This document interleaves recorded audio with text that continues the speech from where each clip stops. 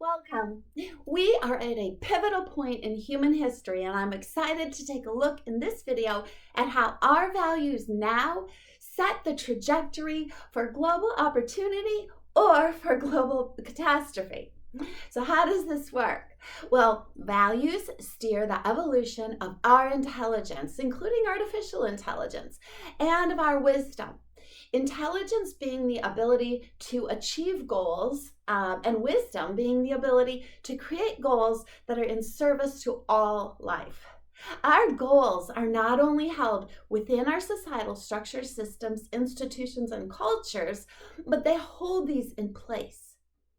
So we need to choose values that access and understand the importance of wisdom, not just the importance of intelligence. Now, this video has 7 sections. We will look at misaligned values that inform humanly engineered struggles and crises. We'll look at the importance of being actively aware of values that align us with the offerings of nature. We'll look at how and why humans are collectively engineering a trajectory towards either world peace or global destruction. The psychology and cultural beliefs that we are addicted to, which are short-circuiting our ability to set a responsible trajectory for our species. The possibilities of, reasons for, and difficulties with shifting our trajectory outside the box of limited values and beliefs that we are currently addicted to. The values that can save and inspire our species to align with the rest of nature. And the multi-level withdrawal symptoms that will occur in a recovery process from cultural addictions and will have species-wide impact. And each of these sections does have threads that run throughout the whole video. I'm Dr. Lynette Wiest, and you're watching Wisdom's Peaceful Harmony. This channel is meant to help us understand root causes of problems, develop solutions, and see our potential for life, for beautiful relationships, and for opportunities to plant seeds that grow unending possibilities for all life. So please subscribe if you would like to see the videos. Many of you have asked if this behind me is a picture, and this is out a window so that we can see nature while we talk about being a part of its awesomeness. So speaking of nature, our values must become aligned with the values of the natural world that we depend on, that we live within, and that we cannot control.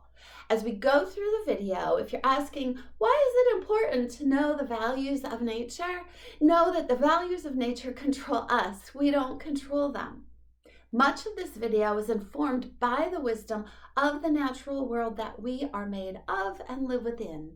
Tuning into nature's wisdoms requires attention, and I say wisdoms because it's sort of plural. So tuning into nature's wisdoms requires attention to aspects of life that we are unable to measure and that we don't fully understand.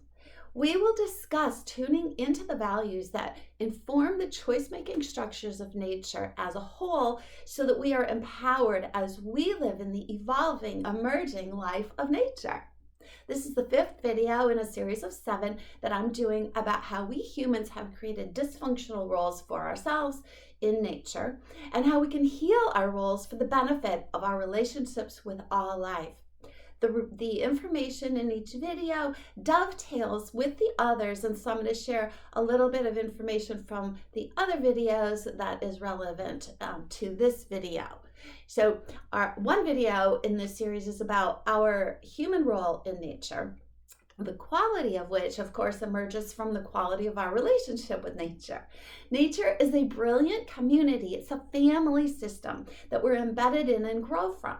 And it is a perversion for us to see nature as a commodity that we are not a part of or that we rule over.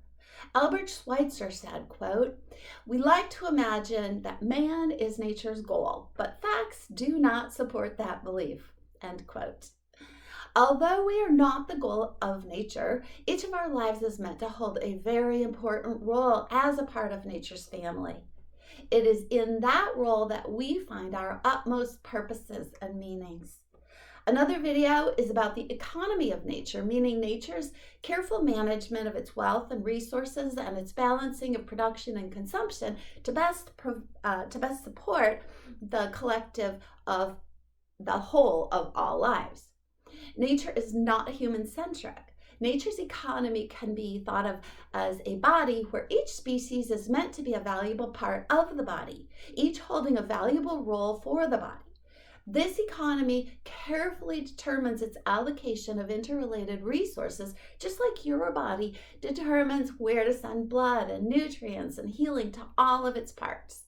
Production and consumption of all resources are balanced to constantly work towards fulfilling the needs of a whole of life in nature. So when we serve and cooperate in this economy of collective well-being, then we will experience the strength, the abundant resources, and the healing power of the whole body of nature. Another video is about the language of humans within the language of nature. Language is a collection of symbols that we use to express ourselves, but it is also a strong and potent ingredient in the emergence of values, cultures, and ways of life. Nature can guide us as we ongoingly create language. And another video in this series is about the cyclical and seasonal patterns of nature. Nature uses time as a construct to support and to structure the patterns of life. It's important to learn to connect and flow both personally and socially with the patterns that nature places in each of our lives, that nature places in our species and that our species is placed within. Nature has cycles which build upon each other. So we must trust the cycles and not try to control them, because no amount of effort will make nature's patterns orient around humans. Now, sometimes we know the reasons for our own cycles and seasons in life, and sometimes we don't. The snowflake knows a bit about winter, but if the snowflake doesn't know its grander purpose, it doesn't know that it's water, and so it fears that it will die in the spring. But it doesn't die, it transforms. Each of our lives and our species also go through seasons. We must learn to trust and accept that there is a purpose in all the seasons of our lives, even the most difficult. So let's get into it. First, I want to explain why this video is even important. Values create our thoughts, our decisions, our behavior patterns, and our global systems. Values are the nutrients in the soil of our minds, creating collective choice-making architectures for our systems, our actions, and then further decisions. Our minds are gardens, growing and supporting ever-evolving intelligence and solutions for action. Tools used as an extension of intelligence, including artificial intelligence, when used by choice-making architectures that are bound by wisdom, can be in service to all of life. But any tool, including artificial intelligence, that's not bound by wisdom's values will serve us a meta-crisis. If the mind is a toxic soil, it is unable to create thoughts and actions that recognize and respect the abundance of life. Our collective experience emerges from the values that we live according to. Do we humans even pay attention to the importance of how our values impact our human psychologies and thus create the quality of our lives and our relationships and the global systems that we create? Because we have thought of nature as a commodity that we ruled over and could manipulate, and not as a family that we're embedded in and dependent on, we created a perverse value system that blinded us from understanding the value system of nature that we actually do depend on. We must learn and understand what nature values if we are to have access to its abundant power. We must heal our skewed values.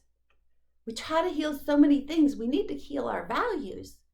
So here's a brief and very condensed overview of the 7 sections in this video, in case you prefer to take the deep dive into watching the whole video at a later time. So first, I will share about how the values held in our current state of collective engineering, rather than leading us into long-term and sustainable goals and solutions, how they have instead created institutions and system structures which are reactive and respond to the needs of life in ways that create problematic contexts and contexts of scarcity, and how they generate more systems that further create the contexts of scarcity.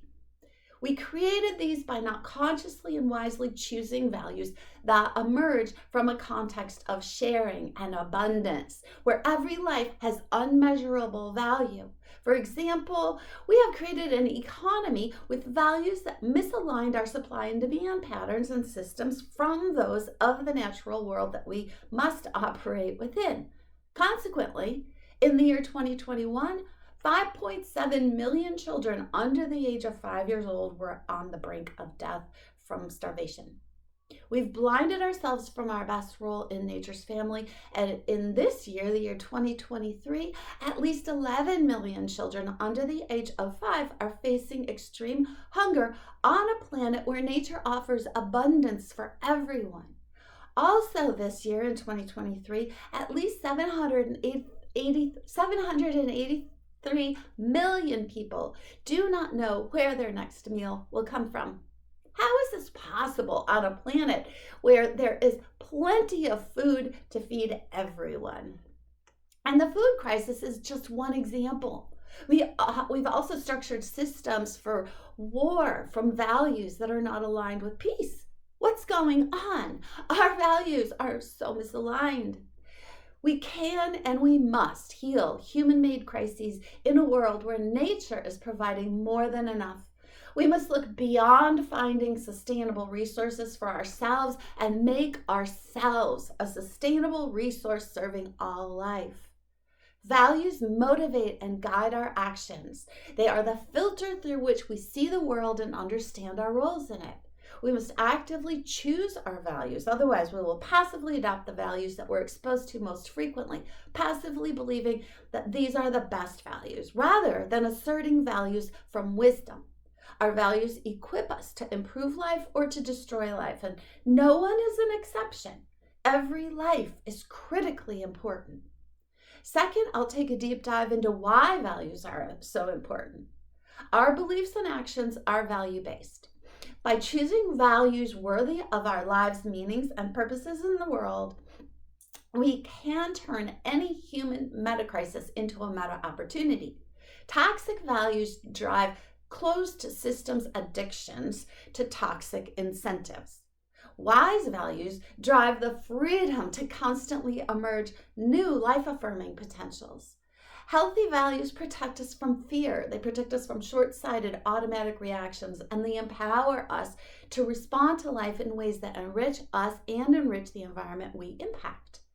For a macro example, trusting and using values aligned with peace protects us from reacting to war tools with a reaction of building more advanced war tools to compete in war. Instead, a response that uses values aligned with peace will drive innovations and tools of peace and an economy of life that thrives by giving systemic value to and incentives for these tools. This is not an economy that puts a value on competitive tokens like money to represent power. It's an economy that puts values on sharing resources that empower all life. It's an economy that uses wisdom to inform intelligence. Third, I will discuss addiction. More specifically, I'll discuss our addictions to current toxic and intoxicating incentives that are built into our economy, our politics, our religions, what we choose to eat, and more, and the self-destructing, self-reinforcing evolutionary cul-de-sac that these systems have sucked us into. An example is our addiction to the tools of aggression, the incentives attached to them, and the outcomes like war. In section 5, I'll talk about the withdrawal process of this kind of addiction. Now, section 4 is about the powerful and potent shift that we can and must make into understanding that the idea of growth must be applied to the quality of life and not to material metrics or competition. Growing the quality of any life benefits every life, whereas attempting to create growth according to the metrics of limited materials creates increased competition and scarcity for some, a lose-lose for all over time. The goals involved in growing the quality of life rather than the quantity of materials is sometimes called post-growth, as it is a world beyond financial accumulation, a world where the idea of getting more is about more respect and more value for each life. This changes the incentive structure. This will shift us into a world where abundance in one space or life does not create scarcity in another. This is a shift in human values, shifting to the abundance found in the values of nature. So what values are these? Well, think about what your goals are, what you wish for, what you want. Even the desires that you have that include money are for goals that create meaning, purpose, happiness, connection, and more. So figure out what values your desires hold in you that money can't buy. Those are the kind of values that will create the systems where no child will starve. Fifth is about how the shift will require the letting go of and withdrawal from what is no longer serving us. And this will require us using powerful values to motivate and tolerate the sometimes painful withdrawal process that occurs during recovery from addiction. Even indigenous societies that have remained independent of modern day cultural structures are impacted by the human family, and so they also are at risk of the trauma of addictive systems, the traumas that addictive systems create. A micro example is that of a family system where there's an addiction. Even if you are not the active addict, you still feel the trauma of the system you're impacted by, and you notice the withdrawal process. We are one family. To the degree that there is an addiction, that there's an addiction and that there's recovery, there also will be noticeable a peeling away of or a withdrawal from the addictions. Withdrawal is experienced as we let go of the old fuel, the toxic value-based addictive incentives that have been our motivation and our energy source, but as we discover the new healthy values that energize us to create the emergence of what we want, the discomfort, disorientation, emptiness, and fatigue of withdrawal will subside. We can lessen the discomfort of withdrawal by intentionally silencing the ego, silencing our senses of entitlement, meaning decoupling previous comforts from what we expect of the new sources of comfort, and comfort will come. This requires trusting the unknown, expecting to align with systems that value and respect all lives, and tolerating an ego void or a time of disorientation between the familiar addictive paradigm and the new paradigm found in recovery. As Richard Bach says, quote, "What the caterpillar calls the end of the world, the master calls a butterfly," end quote. The space of withdrawal is like being told to go to your room and think about what you've done and think about what you really want. Thankfully, we are not inventing something new. We are figuring out that life-serving values of abundance already exist in nature, and we will discover them in each of our lives as we discover that we are a powerful part of nature's abundance. The sixth section is about aligning human values with the values that are already operating in nature. These values emerge from a whole of nature context rather than a human-centric context. Nature's values create and sustain all life. In this process, these values are revealed in each life, including in each of us. Your life is a mysterious existence interwoven within all life, and thus you are of value to all life. Nature has placed its values in you. In section 7, we will look at collective engineering, the way we are collectively engineering, the way we're collectively creating the evolution of our species. We will look at the way that we are doing it and the way that we could do it. To make our species sustainable and full of meaning and joy, we must collectively learn and follow the values of nature, or creations and behaviors that are so important that we could do. We won't have access to the knowledge to do that. It is so important that we do this because even after our physical death, all creations and actions will continue to have an effect. We live in an amazing world. So how can we experience the best of it? Each community's values create a culture, and together these create the culture of our species at large. So how can this huge culture change in a way that cares for everyone? Well, here's an analogy. The bigger the ship, the more effort it takes to change the trajectory, an effort that may seem impossible. But despite the overwhelming problems of redirecting the ship, the massive waves moving underneath and around the ship can be what is most terrifying, but also what's most moving. Nature's waves will change the trajectory of our ship. The good news is that we can let these waves guide us into aligning, embracing, and cooperating with the power held in the water, the power that the boat depends on. We can move and thrive with the power of nature that we are in. This is what this video is about, the ways and discomfort of the dive we must make into aligning our species with the vibrant interdependency of a powerful world. Now, before I get into the sections, I want to let you know that I have appreciated you letting me know that there are points in these videos that you hadn't considered before.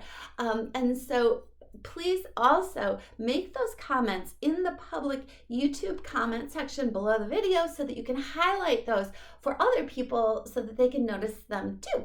Thank you so much for doing that. And thank you so much for your feedback. So section 1.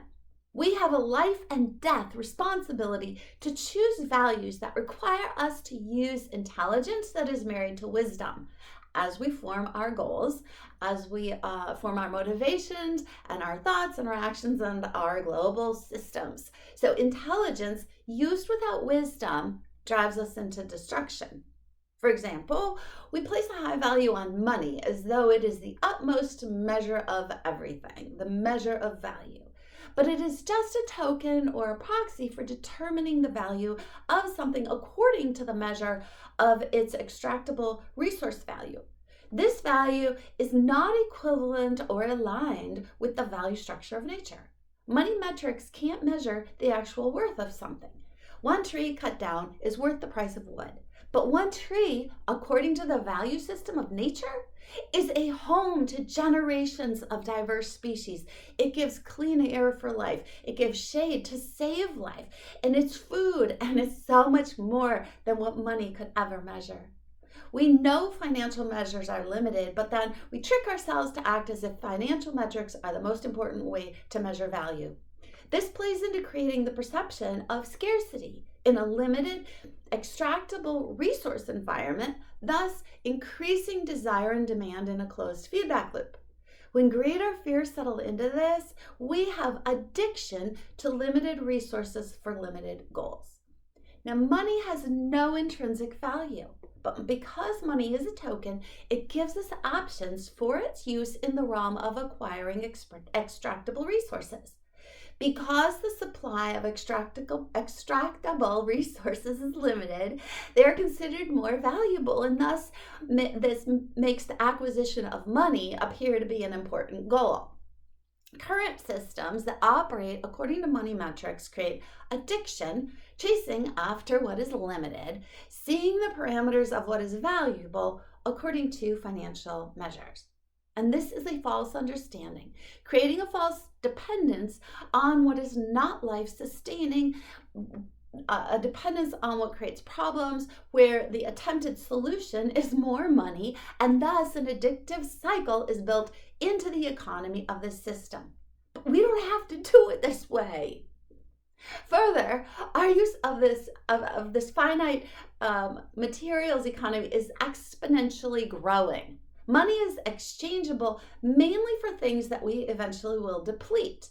In the process of depleting, we create competitions, scarcities, and even war in an effort to gain control over finite materials. This is incompatible with the values of the natural world that we depend on.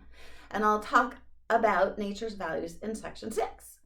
Nature's values include that which humans cannot deplete, but which we can enrich.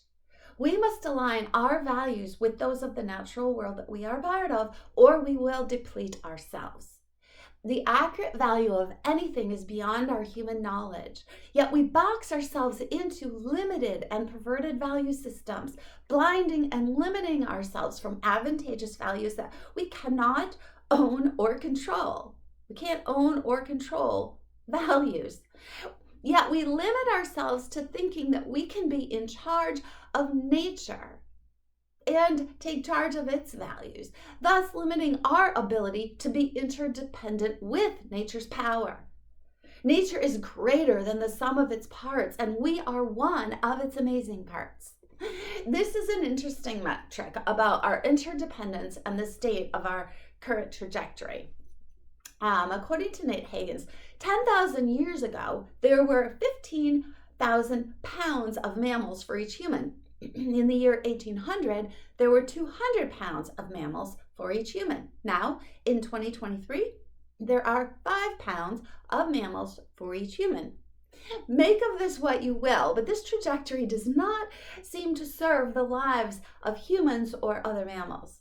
Yet we continue in this trajectory because of our addiction to false values about life.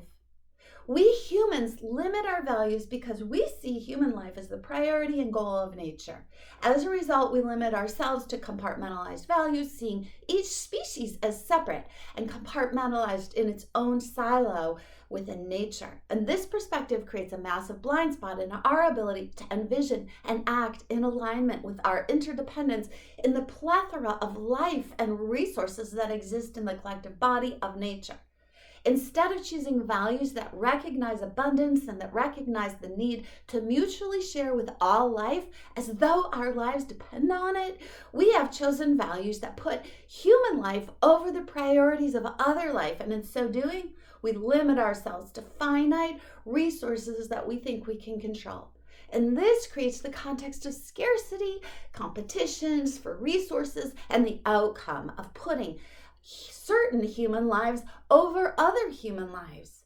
We're like a cell that sees itself as the goal of the body and greedily eating the host to cell. The cell destroys what it supports and it thus starves itself. As Gandhi said, quote, "Earth provides enough to satisfy every man's need, but not every man's greed," end quote. We want to limit the idea of value to what we can measure. And what we can't measure, we are willing to appreciate, but not to admit its value and our interdependence with it.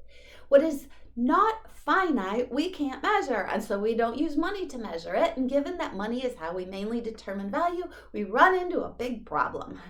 What if all water was considered to be holy water, and all air considered blessed by sacred incense, and all land the cemetery of saints?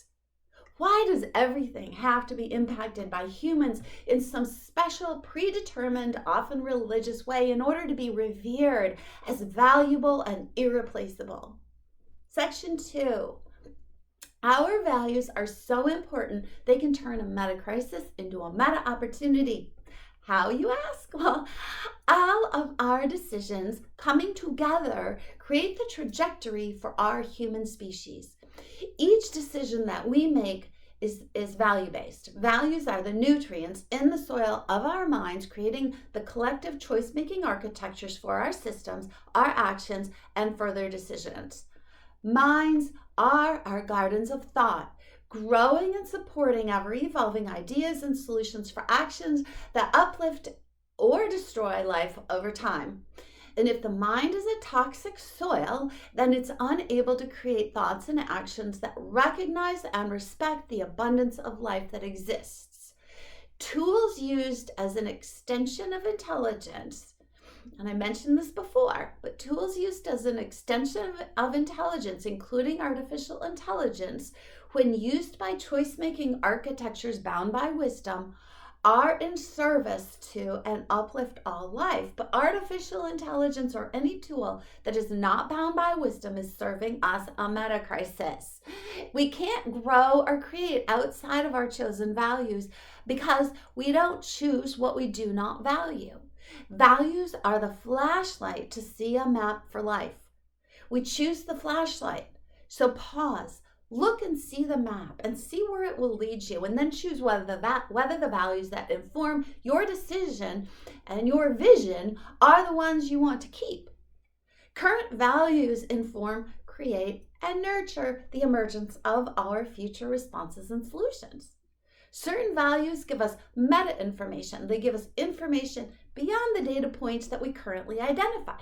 Meta information exists within the wisdom that we swim in and are made of, in the collective body of life. Values that tap into meta information originate from a whole of nature context, while our current limited values originated from a human-centric context. The human-centric context has limited our minds and imaginations from the opportunities that we will see using a whole nature context. We can't predict what will emerge as nature unfolds. Historical evidence shows us that nature's values include information our brains don't have. The wisdom in nature's values they don't put information in the same context that we do. The wisdom in nature's values encompass the complete knowledge of every life. So it's completely comprehensive. We can't even fathom what that means. Nature factors each life into every decision about a season, a temperature, a rainfall, a birth, a death. Our human minds can't see all these factors or know the needs of all lives. We can't understand or even know the scope in the meaning of the phrase all life. We can't comprehend the balancing act that nature performs every minute. So we must trust, align, and let a whole of nature context guide our decisions and values, or we will destroy ourselves and cease to exist. Here's an example about misaligning and aligning with nature. Humans are not natural predators, but misaligned with nature's values, we have used our intellectual strength to build predatory systems, making us unnatural predators. And this has led us into unnatural states of competition. We are building new tools like CRISPR and AI, and inside the same predatory systems, the impact of the tools that we create will be destructive, self-reinforcing, and addictive. However, this same intellectual capacity combined with values aligned with nature will give us the wisdom to shift from competing with life to being stewards of life, able to use intelligence to invent and use tools such as CRISPR and AI to empower the cooperation of all life. But if we go further in our current trajectory, we will continue using misaligned values to justify the competitions that fuel killing and war. This will eventually circle back in a feedback loop of unhealthy values against those holding these values that are against life. And this makes those holding them ignorant of the value of their own life. Healthy values like compassion, and those I will spell out later, can uplift life beyond what seemed to be a glass ceiling by using wise values for innovations and the integration of life-empowering solutions. Values of compassion, cooperation, collective credit, respect, mutual understanding for comprehensive knowledge, and more give us the wisdom and the courage to trust in mutual sharing. To know that this is where the meta solutions originate, outside the box, from outside the box, outside of the limited ideas that we had when we were stuck in systems of competition, greed, and fears of scarcity. Values of dominating, hoarding, and benefiting oneself at the cost of others make us predatory, ignorant, and teach us faulty lessons, like the belief that we must compete against and control other life in order to be satisfied. But the result of these unwise predatory values is that we have become the only species that can temporarily downgrade the planet's resources. And I say temporarily because when nature heals, we will be included only to the degree that we cooperate within the world of nature we are made of. Any toxic and ignorant value reactions to division or further, they all further exclude and they divide lives. Wise values of unity and inclusion create tools to develop and empower life and interdependent cooperation. Humans can uplift the entire world of resources in ways no other species can. This unique power is ours when we value compassion, respect, appreciation, and cooperation for and with the experiences of others. These values teach us to create the tools for operating in the power of our reason to be here. This is our great challenge, our opportunity, and our responsibility. It is our greatest challenge. It's the challenge of our time. We will go for it, or we will take the lazy way out with greed, fear, hoarding, creating the scarcity of resources that we depend on, and thus creating the endangerment of our own species. We make ourselves powerful or powerless by aligning with the power we were meant to have or not. If we reject our opportunity, the opportunities that have been waiting for us will be transferred elsewhere, and so nature will find another source to uplift nature's family. But here's some really good news. Developmental phases are always unsustainable. Why is that good? Well, each phase of development is linear, but then the jump from phase to phase, it doesn't have to be linear. Meaning it can bring what we thought was impossible into the realm of possibilities. In fact, in nature, changes are often these quantum leaps. Think beyond the linear creation that humans have. Think about nature's bigger way of creating. The caterpillar becomes a butterfly. Life inside the womb is dependent, and then it is birthed into its own body. From the point of view of the caterpillar or the unborn, no clue was given for the greater possibilities. It didn't have any clue about what to expect. We are the caterpillar in the cocoon, or we are the unborn in the womb, but only if we accept the unknown possibilities. If we refuse to trust wise values that we don't fully understand, we stop our own growth and our opportunity, and we control our development from within the confines of our present state of being. And that is just not smart. So get ready for changes. We don't know what will cease to exist and what will emerge, but we can trust that nothing will cease that is serving life's collective well-being. For quality of life and the existence of our species, values are more important than things. Why? Because wise values are durable and they last as long as we trust them. They inform us of what our intelligence cannot. We are not able to know what will remain materially, so we must do our best to be a part of what is serving the collective well-being. If we are going to hoard anything, let's hoard wise values. Wise values come from and create a whole of nature context and a reverence for all life. Everything alive is choosing to be alive. Nature does not use human values or even human achievements to measure the value of a life. Life is not about achievement. Achievement is a completion, but life is a process. It's not a completion. The value of a life is an ethical construct found and understood in the wholeness context of nature, where the existence of life is greater than the sum of its parts, where each part's true value is only known when seen within the whole collective. The value of a life won't be found in the compartmentalized thoughts of human minds of division and categorizations and organizing principles or competitions. We ask ourselves, how should we understand nature in order to save ourselves? But this is the wrong question. If we want to save ourselves and our species, the better question is, how do we best understand nature in order to value the purpose and meaning of all life in the world? This is how we save ourselves. Section number 3 is about our addiction.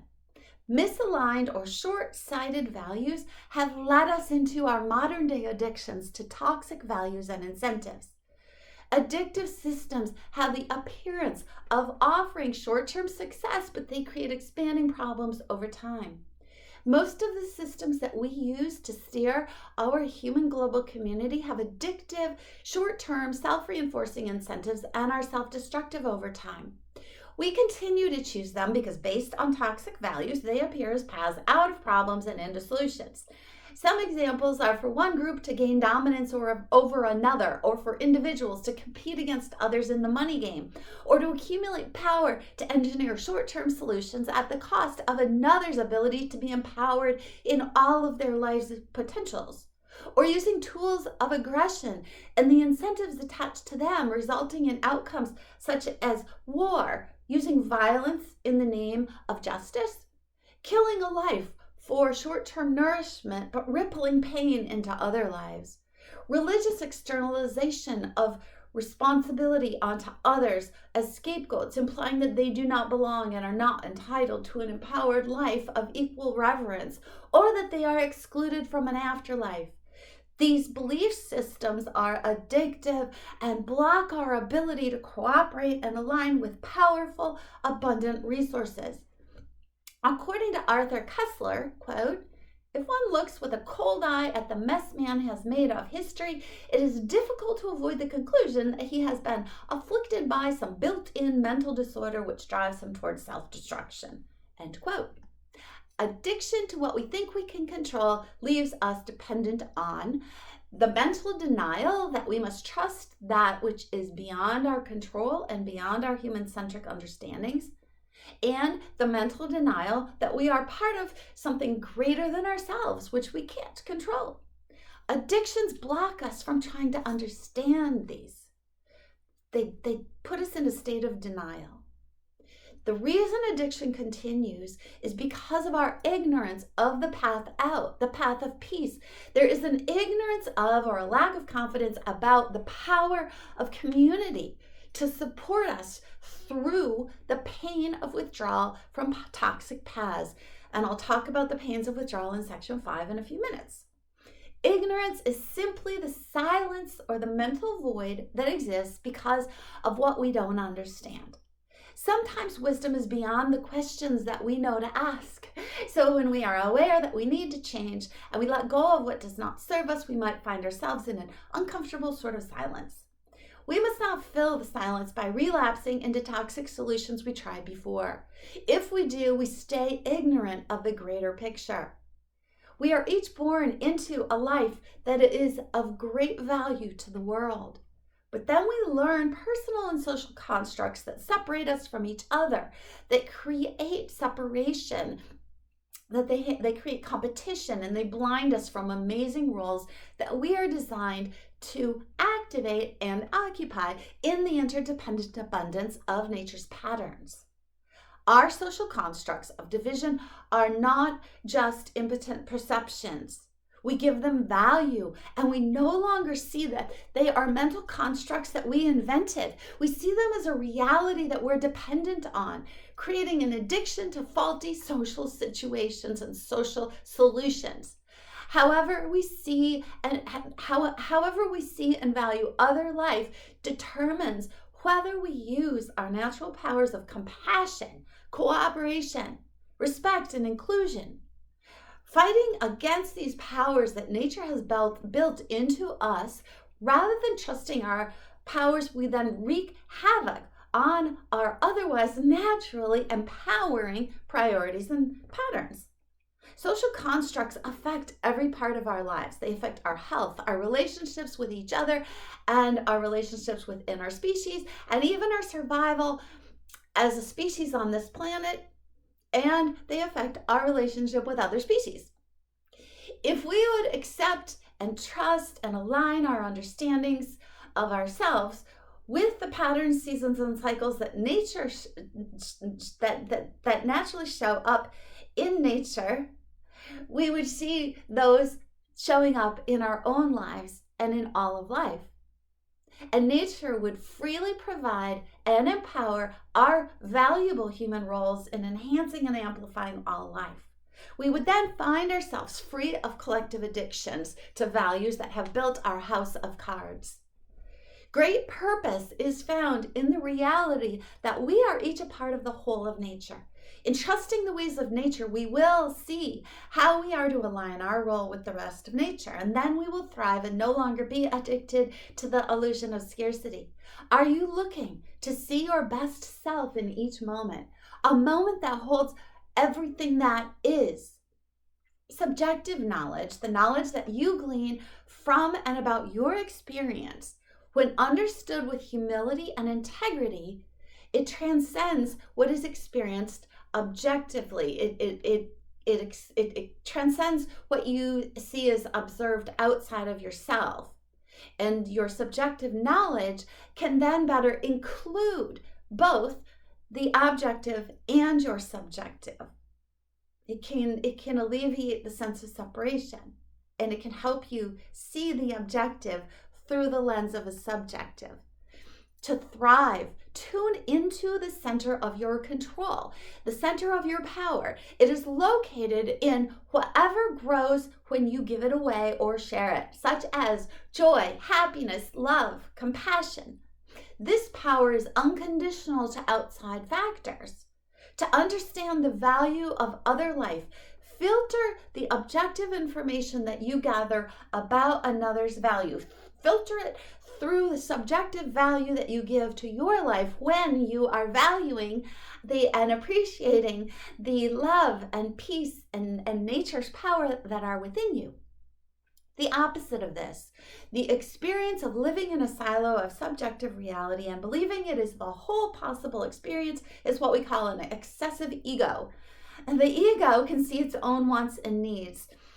It has narrow goals which do not require values beyond the narrow goal. It looks for external, short-term, and short-sighted ways to meet its goals, often at the cost of others.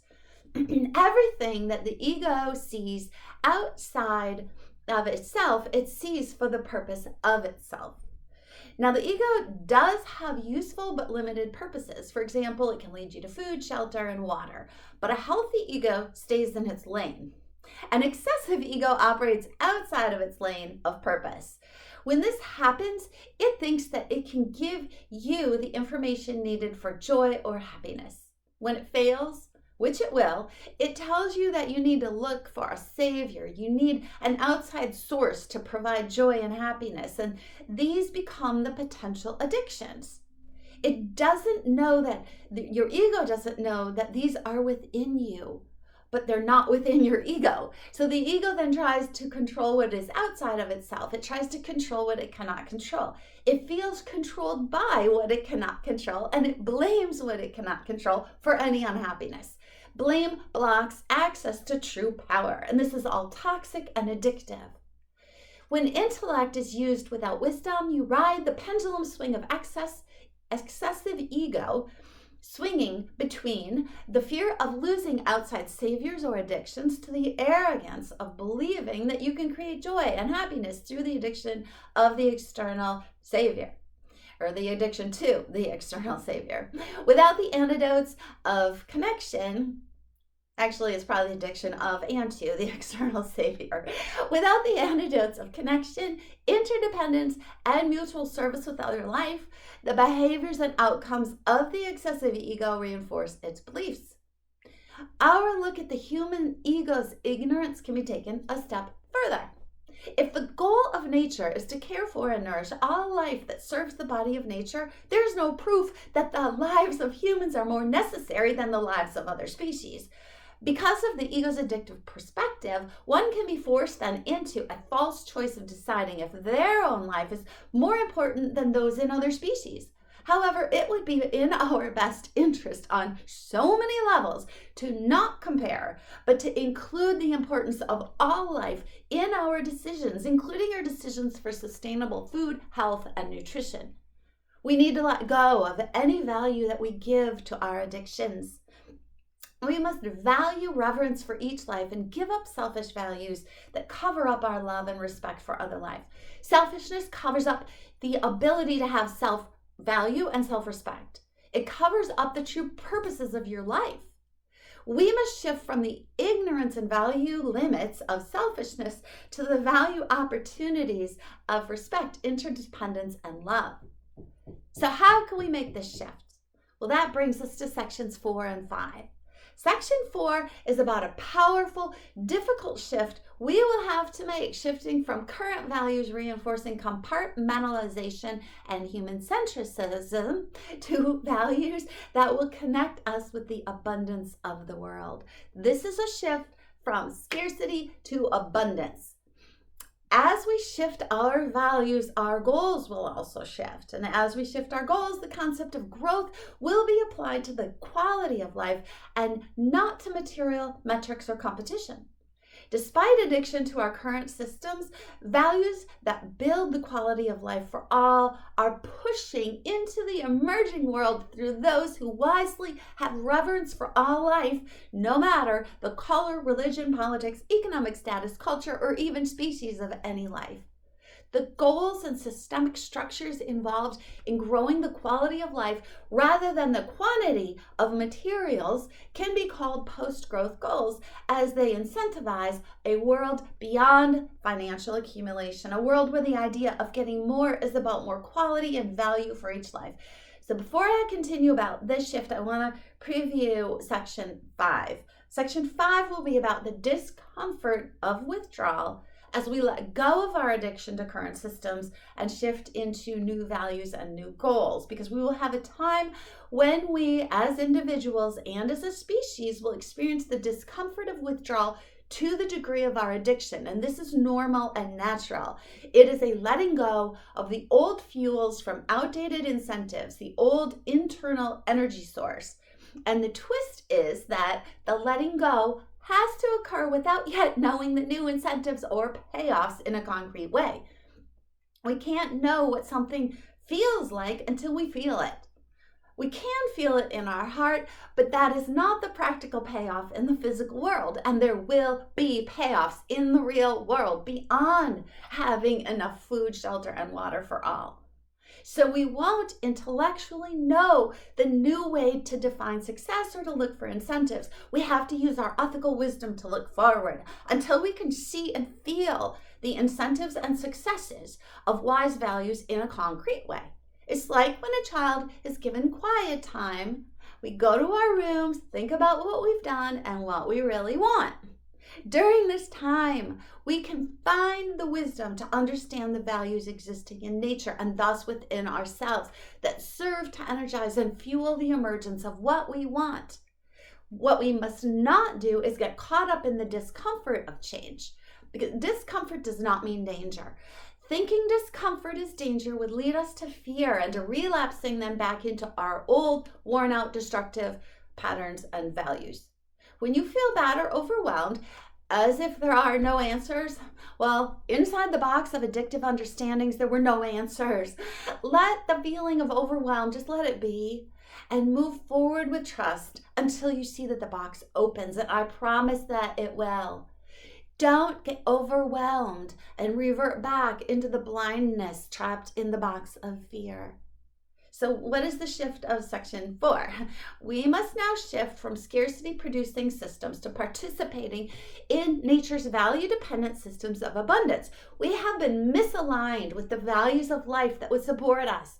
The world we need to support us does not support compartmentalized, human-centric values. It can't.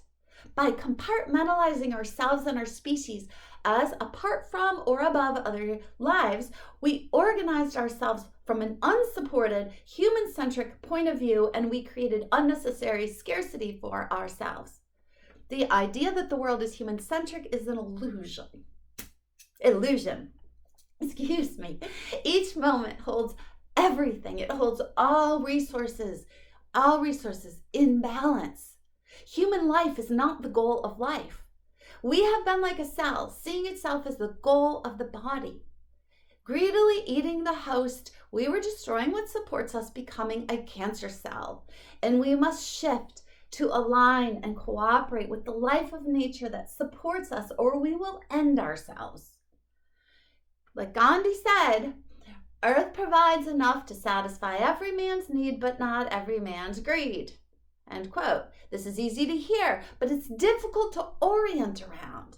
We have been attempting to create growth according to the metrics of a limited materials economy, where getting more here requires scarcity there, creating increased competition and scarcity for some, a lose-lose for all over time. We must shift the values defining growth from financial accumulation to values that create goals that can be measured beyond financial metrics. Valuing empathy gives us wisdom and intelligence to create healthy goals, healthy systems, and healthy purposes to support all life. Maimonides said, quote, "It should not be believed that all beings exist for the sake of the existence of man," end quote. A shift to the values that create abundance is a shift to the values found in nature, where the quality of each life is understood to impact the quality of every life. And I'll say more about these values in section 6. This will shift us into a world where abundance in one space or life does not create scarcity in another. Ironically, this shift emerges when we acknowledge the limits of what we know. Don't judge ignorance, but acknowledge it. Humility opens the door to wisdom. Arrogance is blinding, but honesty opens us to see reality, to see love, and to see more of nature's abundant gifts for our lives. We must shift from compartmentalization to wholeness. No life is excluded from the web of life operating together. This is a mystery of life. Recognize that our human brain can't understand or know the meaning in the idea of all of life. However, our brains do know that we must have reverence for all life if we want to survive over time. We do know this. We have been objectifying nature rather than understanding our role, our responsibility, and our power within it. We must shift our psychology. To be a valuable species in nature, we must become a functional species in the movement and operations of the collective body of life. We must keep fear and greed from infecting and directing our minds, our values, our behavior patterns, and our operating systems. We must stop thinking that we can control or compete with nature. We must become compatible and cooperate in our relationships with all of nature, including our relationships within our own species. Most people believe they're already doing this, but ask yourself, do my values place one life over another? In the moments that you believe you can judge the value of one life over another, or the value of one group over another, those are the moments that you have stepped away from the values that build your best position in relation to others. Embrace the amazing fact that you exist and that you are alive, and then do this for every life. This expands your mind beyond a human-centric understanding. As you grow in awe of your life, you can also observe that everything you experience within yourself is deeply true beyond just your specific life. Think about what your goals are, what you wish for, what you want. Healthy desires are for goals that create meaning, purpose, connection, and more. So what values do these goals hold beyond what money can buy? What do they hold? And again, those are the kinds of values that would create the systems where no child will starve. Are your thoughts in sync with both the will to live and the will to love? If not both, then neither. If not both, there is a facade of selfishness covering up the depth of yourself that loves and respects yourself and others. Only in recognizing and respecting self-love of other life can we love ourselves. Love is not selfish, it is self-respecting. It is the most powerful instrument to change and build world systems of well-being for ourselves and for our life, and for all life. Finding our human role lies in the balance of knowing our power and knowing our interdependence. This is where we find the wisdom of nature that sustains us. It is our place of security within nature, a place of peace. And I'll talk more about this in the next section when I explain the withdrawal process from addiction. The power of Mother Nature to create life is much greater than the power of humans to destroy life. And we are given the power to impact others, but only to a degree. Nature heals and rebalances itself despite what we destroy. So we have the choice to kill or create, but if we kill we only have that choice to a degree. If we kill what sustains us, rather than create sustenance, we kill off our species. Nature perfectly allows us the ability to impact that which sustains our life, meaning we collectively choose life or death. Clear outcomes will be created by our choice to trust and participate in nature's balanced system, or to believe that we are external and can manufacture outcomes external to the laws of nature. We cannot kill off nature. We cannot change nature's laws. We can kill ourselves by destroying that which supports us. When we participate in nature's rhythms, the cycles of nature will enhance and amplify our roles in the body of life, freeing us from greed, hoarding, and fear. But as long as we value quantity over quality, we will disregard the priority of life for all, and we will decrease the value and quality of our own life and our ripple effect into the world. Life is about embracing all life in this moment's note in the ongoing song of life, a song we want to continue. Life is not about the length of time to be alive. It's about the degree you are alive now. Even if we consciously value quantity over quality, by disregarding the priority of quality for all, we increase the risk of limited quantity for ourselves. This is the wholeness cycle of life in its perfection and unity. Section 5. There is an uncomfortable withdrawal that occurs when we let go of addictions, including addictions to our current systems. The withdrawal is in the space and time between letting go of the old and discovering new values, systems, and goals. We must accept and embrace the uncomfortable power of our shift, recognizing it is like an earthquake or hurricane. It is a powerful reorganization in nature, because we're a part of nature. The difficult phases or seasons of our shift must be accepted, just as we accept the seasons of nature. In the upheaval of change, let go of fear that may appear. If you fear and don't accept change, it will be difficult to understand and align with the power, the abundance, and the purpose of change. When hope is added to fear, the chemical energy of fear in your body is literally transformed into power. Take time to rest, to look within, to see and feel yourself being fully present in being alive, in being valuable, and in letting go of the illusions of scarcity. When you relax, you find energy. You are a part of abundance. You will thrive without yet knowing what it truly means to thrive. Acknowledge a new kind of freedom. Although we wish for the power and the intelligence of nature, we have relied on the limited information that can fit onto the pages of books. And we used this limited information to understand the world of nature that is not limited to what words can explain. The concepts of reality in your head are only the sum of what your brain knows, but reality is bigger. We are a part of something greater than ourselves, and we try to understand this greater presence.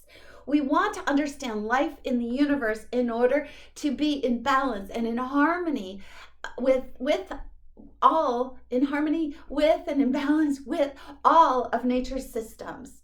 But only when we let go of any illusion and fear of separation will we be able to see the power in our lives that's beyond our previous addictions. Listen to your heart for more information to begin to fill the gap. Typically, the information in your head is data that can be put onto a page, but the information in your heart, it's alive. Let your head tune into the channel of your heart. Be brave. This allows you to move in the security of love's connective tissue. Consider these seeming contrasts. Think about your body. It is when you sleep, doing nothing with your intelligence, that your body naturally does most of its healing. It is because of the backdrop of silence that we can hear the sounds appear.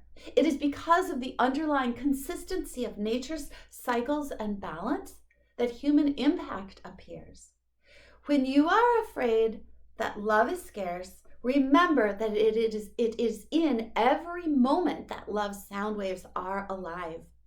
We must trust and learn in a new way if we want to better understand and reap the benefits of nature's abundance. Nature's operating systems require mutual cooperation, meaning human systems must cooperate with nature's other systems. Man-made systems that ignore the intelligent power of nature are, of course, limited in power. They contain finite components of the great resources and patterns of nature.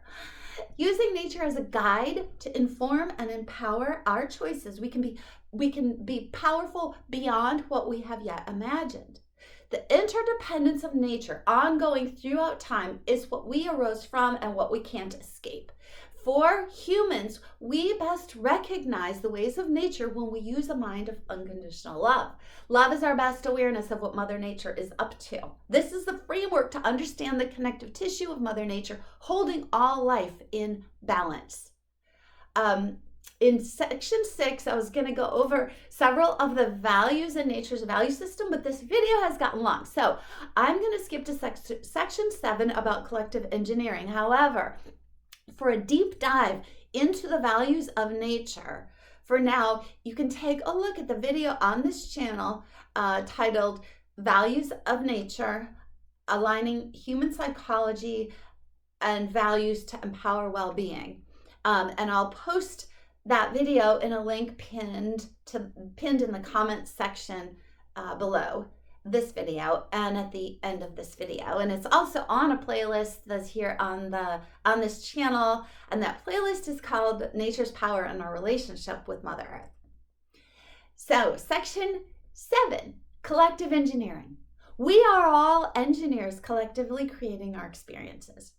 We create, learn from our creations, and create more.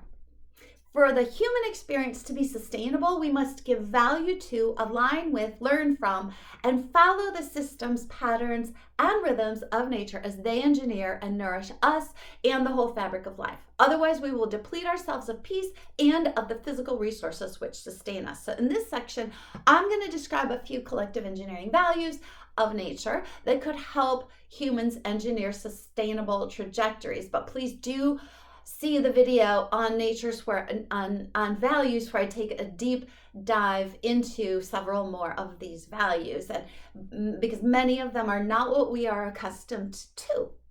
So as we engineer systems, we must give value to the desire of each life to be alive.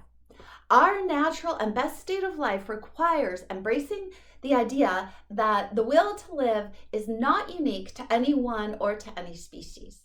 So stretch your mind to see and respect the fullness, the importance, and the potential of each life.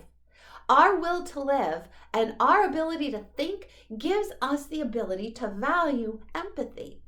Valuing empathy shows us a part of reality that our collective engineering has thus far generally ignored. Every being alive is choosing to be alive because of the will to live. Our will to live, because of our will to live, it's because of our will to live. It's only as good as our will to value the will of others to live. So we can have the will to live, but it's only as good as our will to value others' will to live. And this value is needed, this value of the will to live is needed to engineer our harmonizing within nature's support for all life. So we can see that although humans have used human-centric values, we must expand intellectually beyond compartmentalized contexts and embrace the reality that all lives of all species are completely interdependent. All live according to the values of a whole nature context and not a human-centric context. We have the intellectual ability to do better, to construct accurate values from the reality of a whole of nature context.